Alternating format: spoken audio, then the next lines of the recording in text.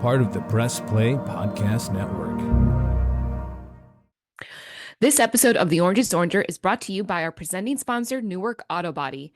With winter weather and slick road conditions come black ice and accidents. And if you've been in an accident and your car needs a little TLC, look no further than Newark Auto Body and Zanesville Auto Body. Safe, reliable collision repairs is their business.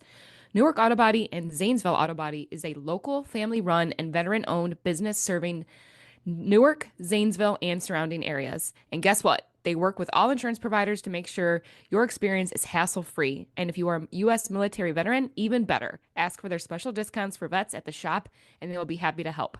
Look, it can be hard to find a trustworthy car mechanic, but the people over at Newark Auto Body and Zanesville Auto Body have you covered. They care for you first and make sure they keep you safe and back on the road. Visit them today at autobodyofnewark.com and autobodyofzanesville.com to get your repair started. Our iCar Gold Class team of skilled collision repair technicians will make your vehicle like new again. We also add the links, you guys, to our show notes, so make sure to tell them Press Play sent you.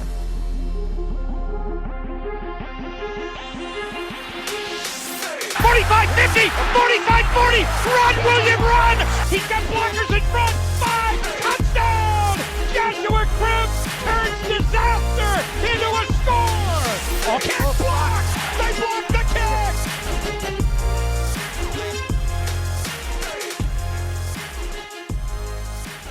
You know who could use a new body of work? Oh. The Cleveland Browns. You down on them like that? Where are you at? Where are we at in this as a society? Where are you at on the Cleveland Browns? This is a temperature gauging episode, so I'm glad that you are already in that mode with me. Okay. we are. It's begging the question: are we at a reset? Or are we at a rebuild? Like, what's happening for the Browns that are now at 2-7, and Tyvis, obviously an incredibly unsatisfactory season so far, to say the least. And it's a weird time right now. I also want to gauge fandom, because it is a weird time to be a fan right now. We know what losing is like, right? But it's the way and the how that we're not really used to right now with this. Like, and rightfully so, so many people want answers.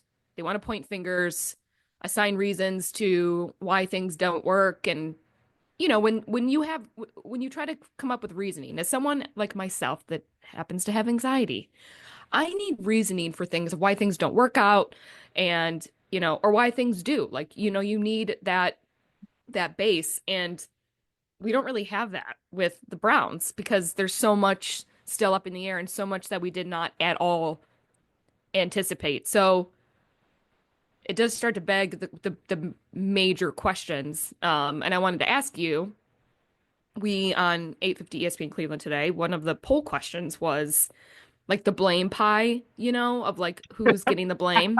Yeah. And I wanted to see kind of where, take a little bit of a different spin on, like, I want you to rank the blame for me instead of like splitting it. Like, I want to give you like most blame, and then, like, you know, down the hatch. All right. First of all, least blame. Well, as you know, that I am just a very optimistic person.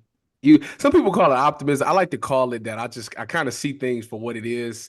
And, you know, since I had a cup of tea career in the NFL, like, I kind of know how things go in the NFL. And I haven't really got a chance to say this point. This would be like the first time I ever said this out loud. But when I look at this season, you know, and I look at last season, the one thing that I think about is the Browns I'd say they played in about 7 games last year that was a touchdown or less. And I would say out of the 7, I think 5 of the 7, if I remember correctly, I could be off by some numbers here, but majority of the games that was close games, they found themselves a way to win those games. When I look at this season, touchdown or less, they've lost like 6 games by a touchdown or less. If that might be correct, I could be off on those numbers too. I might be a give or take a game. And I just feel like this is just one of those years where last year a lot of things just kind of went their way. and they was able to overcome it. This year, the ball's bouncing the opposite way, and it's not like they're like as bad as the offense has looked, as bad as the defense has looked at times.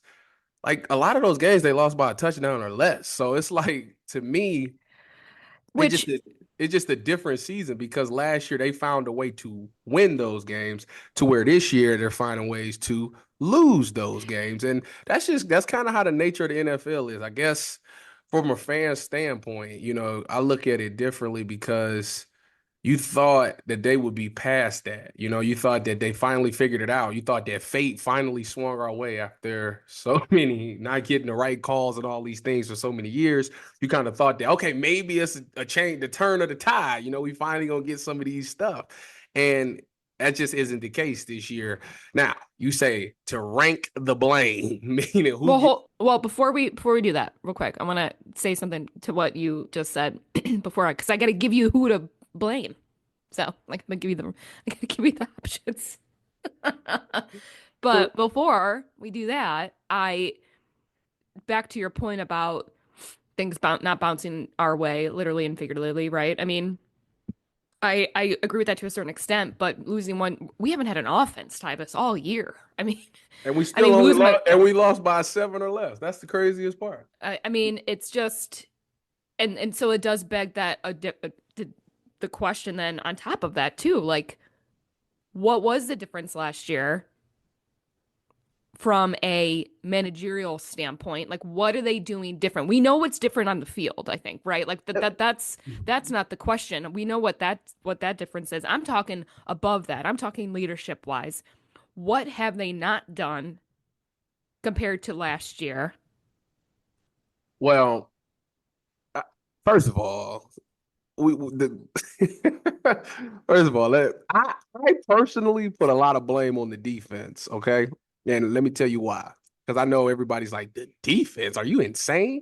I put a lot of blame on the defense. Why do I say that? Because as a defense, you see in practice what's going on, okay? You seen how training camp went. You seen how, guys didn't practice and guys was hurt and guys Deshaun wasn't himself. You seen all of this, okay? Sure.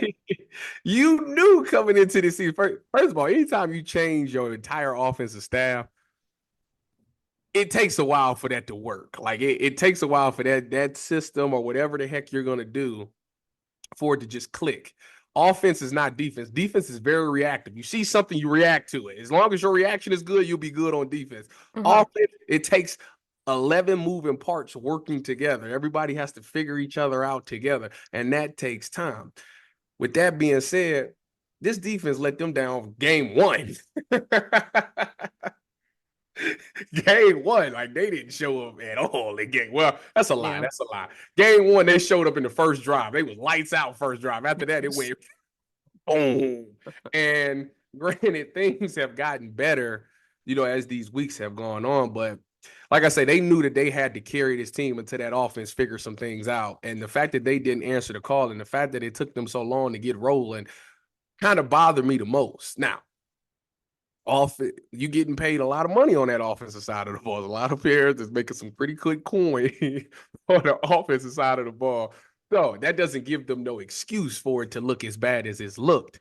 I think that obviously, first of all, when I do the blame thing, the first person we need to blame is myself.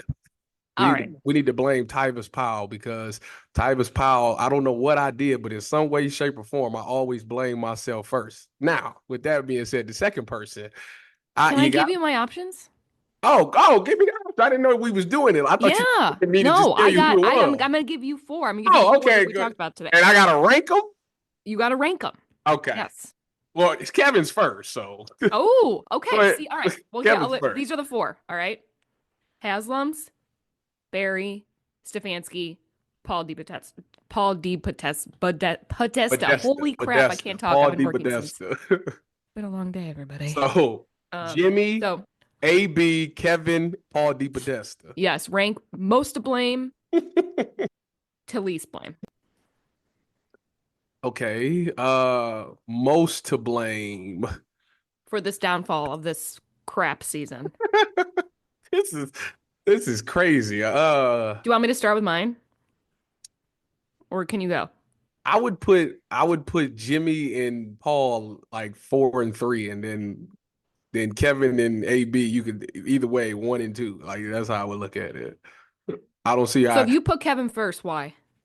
Why do I put Kevin first? Because Kevin sat there and watched this disaster go on, and instead of trying to change it or correct it, knowing things wasn't working out, I think he just waited too long to make a change, and it took a guy to get hurt for them to have a change because he was willing to just go all in. Now, don't get me wrong, I get the reason being, but I think it's when you got 52 other guys on the roster, you have to do what's best for 52, not what's best for just one.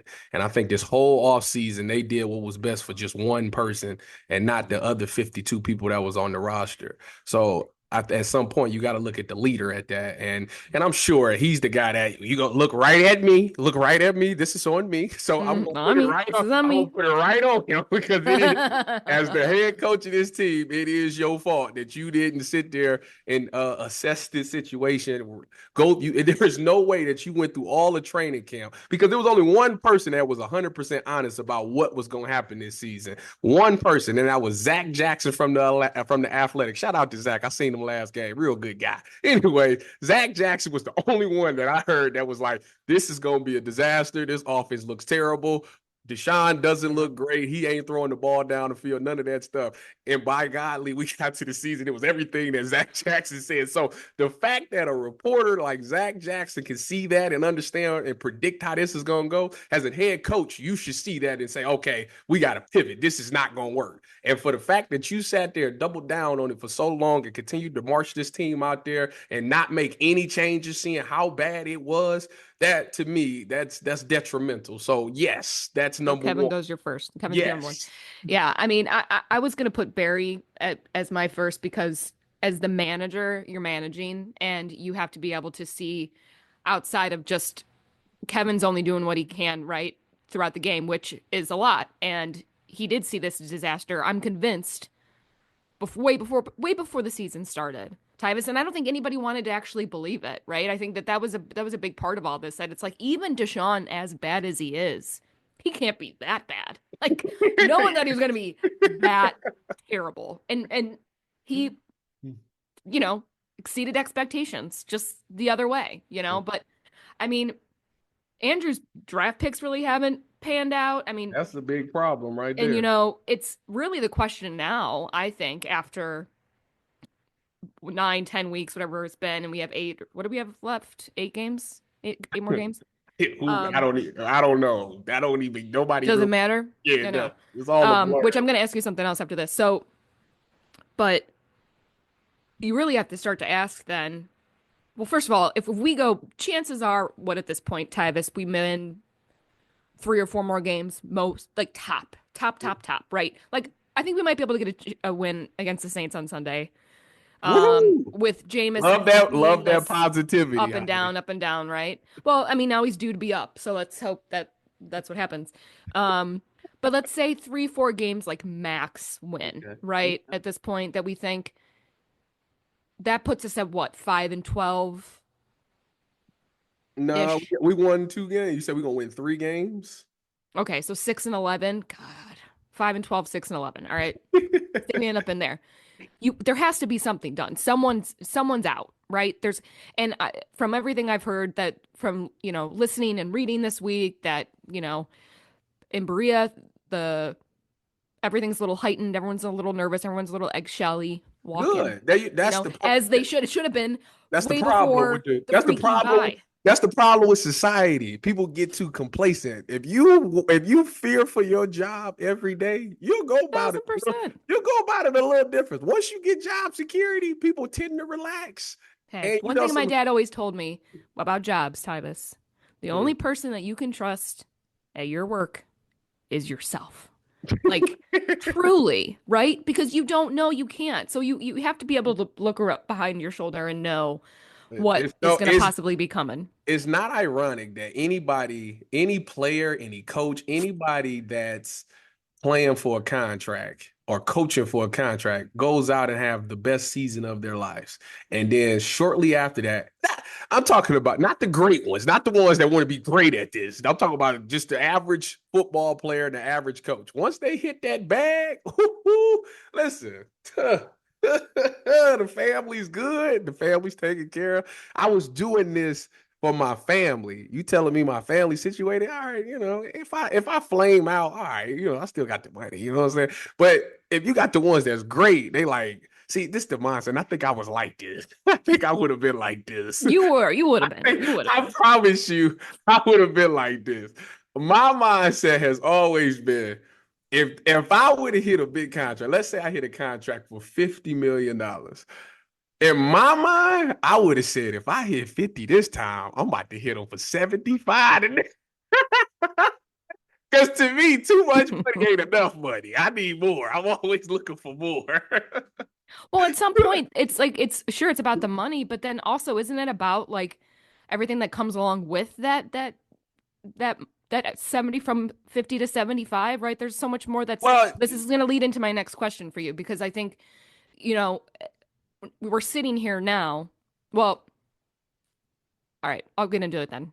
Because I was going to wrap up with the previous about Barry because I do think, actually, well, I'm going back. Then I'll ask, because you're going to leave me, you've already let me know in my next thing. But my point with bringing up Barry now and like why I think that he is number one to blame is because now when you have to look at 2025, because that's, you're already there, right? You're already looking at the next season and beyond. I mean, we got a brand new stadium coming up in the next couple years. Like there's a lot riding on this future. Yeah, they got about what is you talking about? They got what 3 seasons? Yeah. I don't think Jimmy ain't on them right now. I mean, Jimmy sees some stuff, but he's like, listen, y'all got 3 years because when 29 come, I need that thing. So you think Barry and Stefanski are going to be here at the end of the year, barring anything crazy? Say we do win another couple games. It's this up and down. It's been what it's been. Do you see heads rolling? Because there has to be. There absolutely has to be. I would say at the very least Dorsey's out. I would say Dorsey. Yes. Listen, I would say he's felt like a blip on the radar this entire season. He coaching for the rest of the year. He called an office for the rest of the year. They go out there and start scoring some points. I'll see how you can. But anyways, I think they are. And this is terrible to say. They are praying that Jameis Winston goes out there and falls on his face. Why? So they can put DTR in there, and they praying to whoever it is you believe in that DTR hands out and looks good as a quarterback because you can save face. You can say, hey, this is the guy we drafted, Yeah, he's not Brock. Like, that's not happening. But I'm just saying, they're praying to whoever they pray to that he is. Well, whoever they've been Brock. praying to is not working. Well, but don't you think it could be the opposite, Tyvis, that they want Jameis to ball out so they can try and trade him? I mean, get something there. He's on a 1-year deal. Well, he's gone after this year. What are you talking about? It's not crazy. You gonna pay him then trade him? At this point. No, because you can't afford to. Listen, it's so much stuff that the fact of the matter is they put themselves in this situation for a couple of reasons. One, you spent the whole offseason catering to one dude, like I said, over 52 dudes. That's the first thing. Secondly, you missed on your draft picks. If you're gonna pay guys a lump sum of money like that, you got to be able to hit on the guys on the rookie contract got to be key contributors. And I just feel like a lot of guys that you paid outside of JOK hasn't really lived up to the check. Not at all. Anthony Schwartz was a Barry draft pick. Yeah, his resume is not great. It's not great. That's why we talked about this today. I think they said his first round picks all includes Jed Wills, Greg Newsome, Deshaun, and Deshaun. Ugh.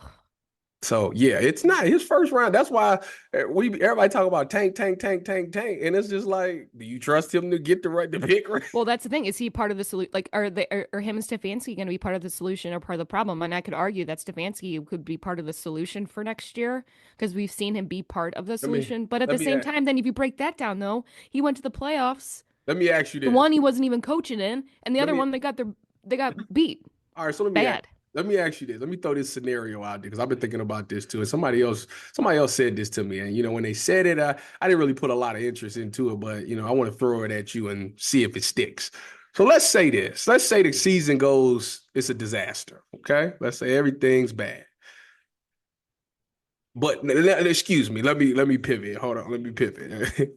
Let's say that they lose games, but the offense starts to look a little bit better. Okay.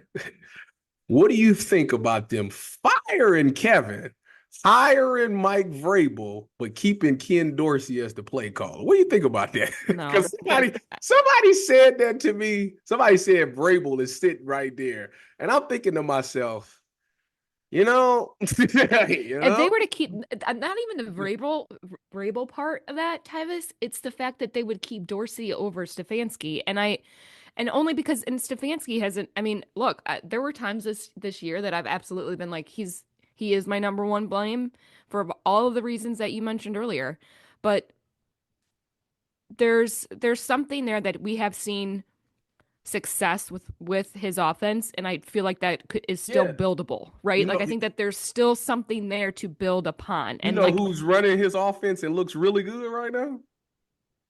The Arizona Cardinals. They talked about it. They talked about it on Sunday. They talked about it like how what's his name? Drew Petzinger, whatever his name is. Mm-hmm. The quarterback he's running Kevin's offense, and they are rolling in Arizona.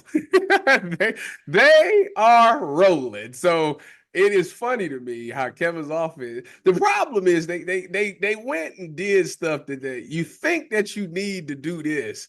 But for some odd reason, Kevin just, I don't know. I think Kevin's better without a superstar quarterback. I just think that's what it is. When you get a quarterback that's not considered a star, like either people underestimate him and he just outshines, or I don't know. Like every quarterback that he's had that's been successful in this is a guy that's not highly thought of, and some odd reason they got in his system and was able to do a lot of great things. And I don't understand it. Like I don't understand why the average Joe can get in there and look good, but a superstar like Deshaun, like that, like maybe it takes some humbling or something. I don't know. Like I don't even know. I'm gonna tell you what it is. I don't even think it's an ego thing at all, Tyvis. I'm gonna tell you what it is. I'm gonna tell you exactly what it is because actually I got the answer. Who I was talking to actually said the answer. They was saying that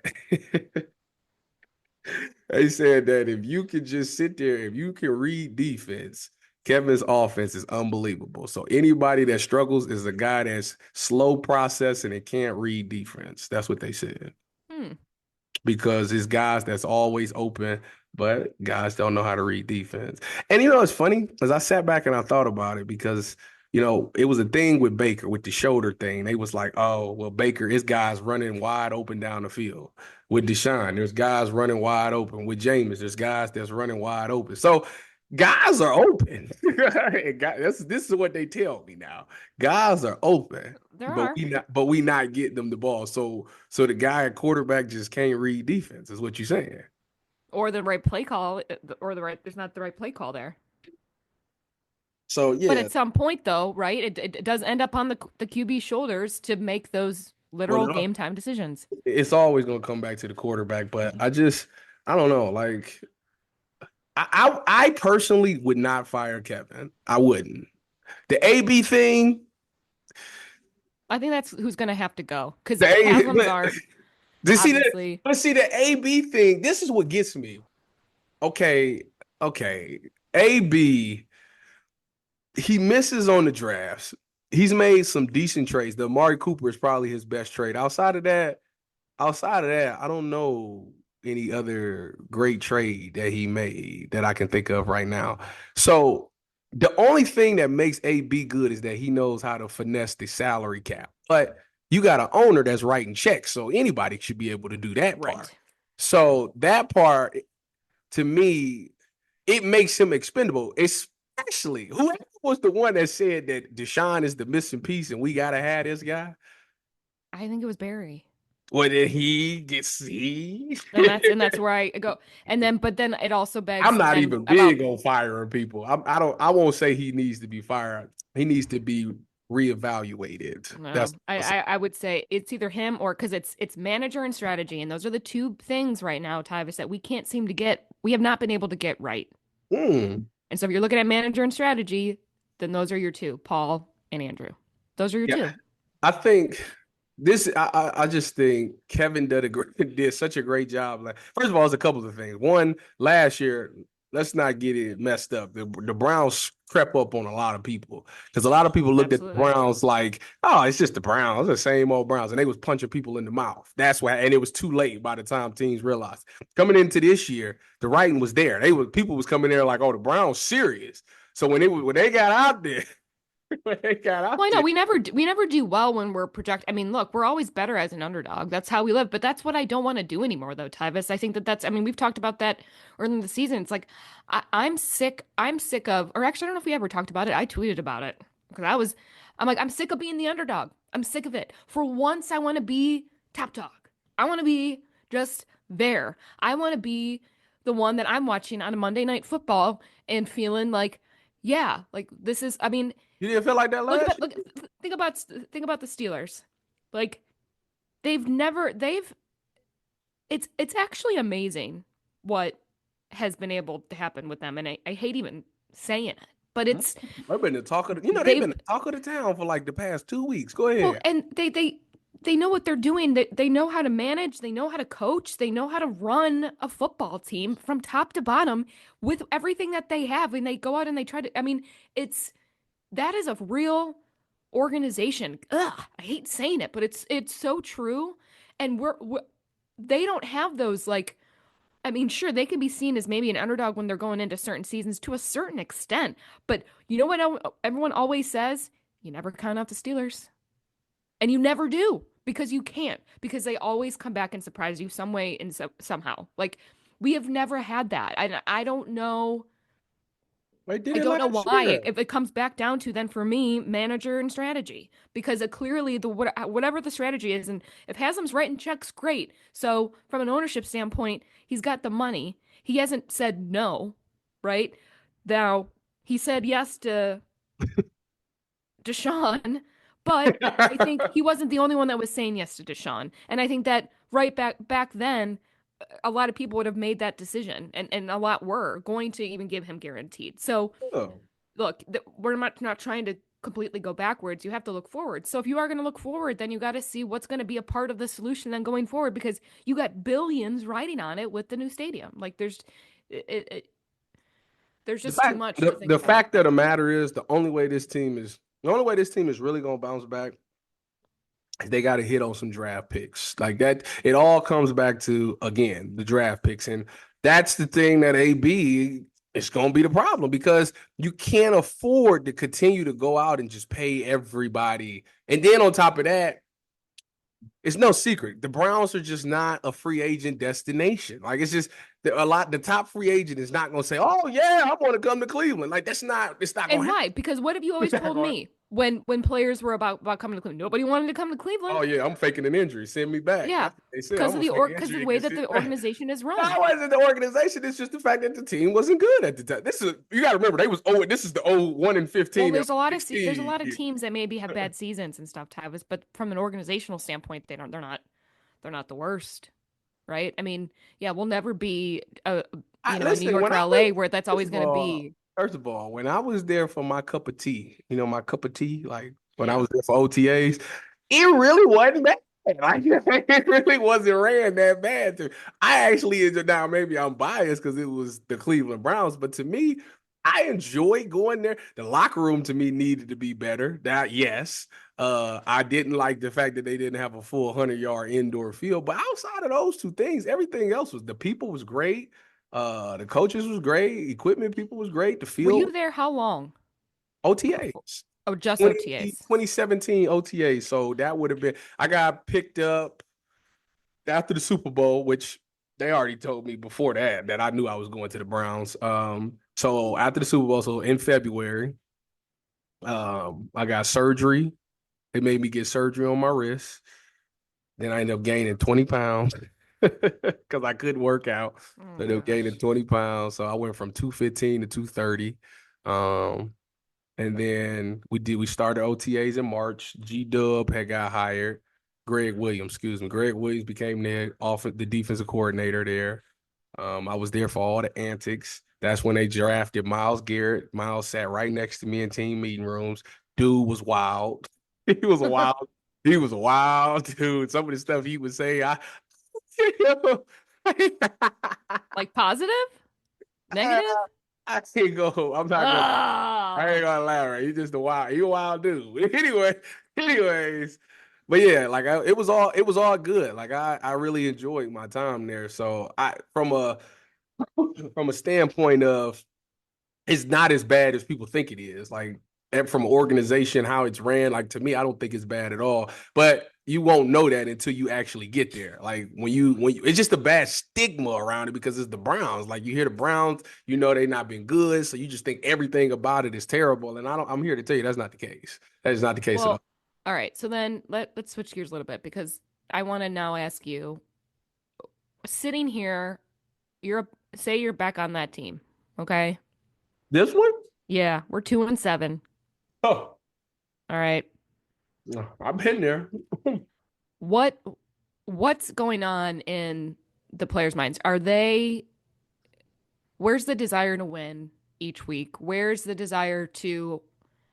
desire to ever, tank ever No, with the no, team? that's never Is gonna be. there what give me a mindset right now of a player in that locker room sitting at I'm gonna this tell right you now? exactly what every player in that locker room thinking. They thinking where we are right now, this whole organization is going to reevaluate everything. Everybody's being assessed. And I'm sure they've had this conversation in team meetings. We're going to evaluate everything. And the thing is, they're going to find out, like I said, it's two buckets. You part of the solution or you part of the problem. Mm-hmm. And for a lot of guys, you are playing for a job because you don't want them to just release you. You don't want them to if it's a contract year, you want to try to get paid in some way, if not from them, from somebody. So everybody is on the motivation of I gotta play well. I gotta put good tape out there. I gotta show that I am a good NFL player because I still want my career to go past this season. So that to me is why you'll never hear a player say I'm checked out. Like that's just not gonna happen. You can't do that because if you do that, you'll get released. You won't get another opportunity. You putting bad tape out there. How are you going to go to the next team and say, "Hey, how's your agent going to go? Hey, this guy is Right. really good. Look at the tape." And Yep. you out there loafing and whatnot. Like, why would they sign you? So, therefore, as a player, you can never ever just pack it in. It's just not going to happen. So that to me is the mindset of a lot of players in there. Is that whether or not I'm here next year, I'm playing for something. I'm playing for a team so I can get paid this off season, or I can stick around this team for next year because I believe in what's going on. So that's the mindset of a lot of players. Yeah. I guarantee it. And it's right. It's refreshing to always hear that, even if, you believe that deep down. I don't think anyone was ever going to intentionally tank by any means. I think there's too much there, especially because it comes down to being, like you said, pretty selfish about it, right? And wanting to make sure that you end up and you're doing what's best for you Mm-hmm. at that point.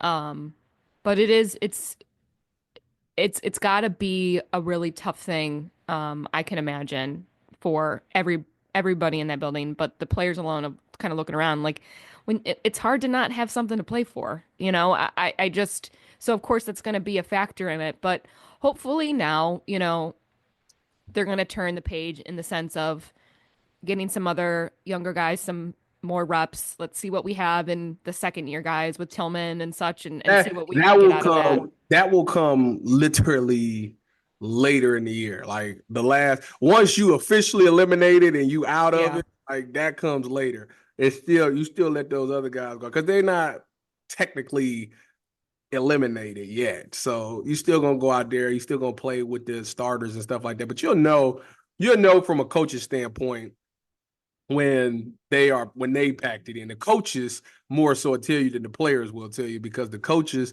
you'll start seeing them start putting younger guys out there. When they start doing that, that's when it's like, all right, it's over. Yeah. Yeah. Little DTR.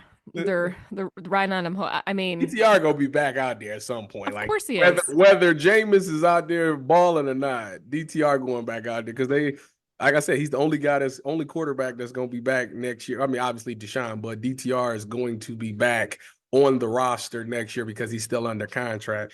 And if he stinks and he's not good, you got to figure that out and make sure you're able to go in the draft and do some more free agency or whatever the case may be. But you got to come up with a plan and you got to know answers by the end of this year.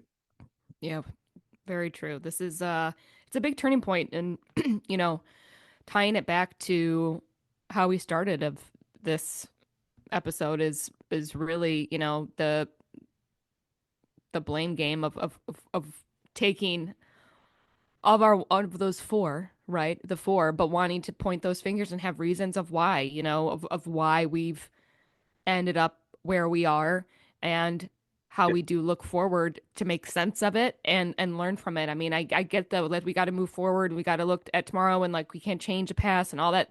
I get that mindset, but Tyvis, you learn from so much that you do in the past. Like that's what shapes you going Well, forward. that That's not a I crazy thing. It's not harping on something, but it is understanding and trying to figure out what did go wrong and breaking that down to making sure that this is what we I'll are bringing things through a solution. This is the one thing that I think a lot of people overlook about Kevin and AB.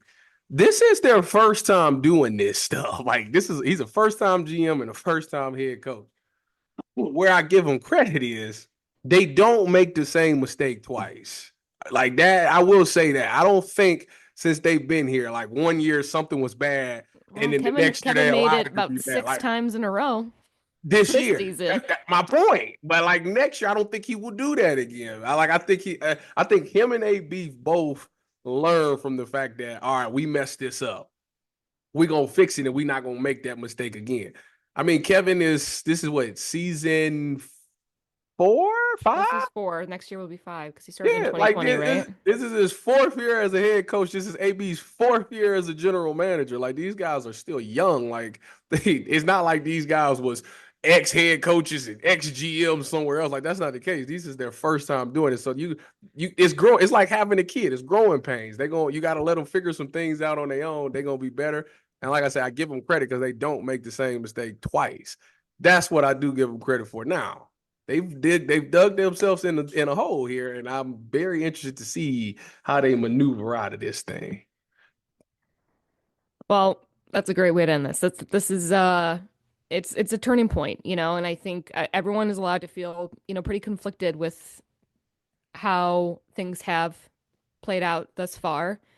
And God, you know, miss a week, miss a day, miss a lot with this team. So we'll be in a whole different situation in another 30 days of where we're either going to be, you know, maybe riding on some Jameis high, right? For a couple games to, you know, really down in the dumpster. Jameis is going to have a really good game because he's going up against the Saints. I know he had a good relationship with a lot of those guys, but at the end of the day, they let him go, and he probably Hmm. feels some type of way about that. You know, he was a starter there. They kind of took that away from him. So Hmm. Jameis is going to play with a chip on his shoulder. He's going to downplay it this week, all week in the media, because I know they're going to ask him about it. He's going to say, "Nah, it's just another game." Baloney. He going out there. He going. And coming off of last week You getting think he? smoked. There's You think he threw for 330 some yards? He going for 400 this game. which is And it's they such a just pull at changed the their best heartstrings. corner. Well, I ain't gonna say, well, Marshawn ain't been hurt anyways, but yeah, he going for it. Is Joe Wood still calling the defense over Oh my God, I don't know. there? If Joe Wood still going, they really going for Wait a minute. it. God, They that going name. for it. Oh They my God, going I'm for looking it. it I'm up just right telling now. you. I'm just telling you. If Joe Yeah, it is. It's still Joe Woods. Oh, they going Woo! for it. They going for it. And Joe Wood's coming for them too. So it's gonna be very interesting. God, that name. I just got so many feels back there. Boy, oh boy. Gosh, this freaking team. Right. At least it's not a dull moment, you know. Never a dull moment. Makes our job You could be the Carolina a lot Panthers. easier. That's for sure. I mean, at this point, we're not that far off from Who's the the worst team Panthers. who the worst team in the NFL? I would say the Panthers. Nah, they won. They just beat the Saints. Let me look. Hold on. The worst team in the NFL is I mean, Jackson. I think Jacksonville is. I Jacksonville still and think and Charlotte's worse. you could be the Giants. How about that? Well, you know what? A couple of my teammates are Jets fans, and I'm like, I don't know. I don't know. Would you rather be a Jets or Browns fan right now? Wait a minute. Hold on. Let me Think see. about that. Let me see. Hold on. Wait a minute. The Jets is see the Jets. They tied. They like in a thing for second place in their division Yeah, though. but Like from an organizational standpoint, they, they're a disaster, Tyvis. yeah, well, that's part of the gig. That's part of the gig. The Jets sitting at 11th place. They win. They're 2 wins away from 7th place. We are 3. All So right. there you go. And what the Saints only have a one win more than us, right? They're 3-7. Saints 3-7. So And what's what are the Giants? What are the Giants right now? the Giants are 2-8. Oof. See, look at that. Look at us in good company. What is your predictions for this week, anyways? Yeah, I